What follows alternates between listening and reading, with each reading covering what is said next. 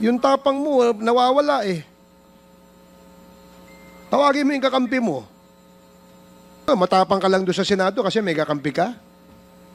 Dito ka magpakita ng tapang mo. Hindi yung nandoon ka lang. Alam mo, ang mahirap kasi sa'yo, gusto lang nating malaman ang katotohanan sa likod nito. Ang dami mo ng ginawa eh. Dinamay mo pa yung mga kasama na, hindi dahil sa kasama namin sila, kundi hindi tama ang nangyari at ginawa mo. You are trying to besmirch the reputation of this committee. Itong committee ito, hindi ito gawa-gawa lamang.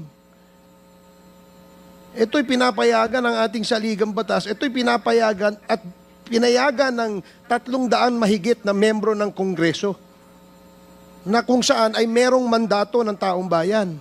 Kaya wag mong pastusin ito. Yung tapang mo, nawawala eh. Tawagin mo yung kakampi mo.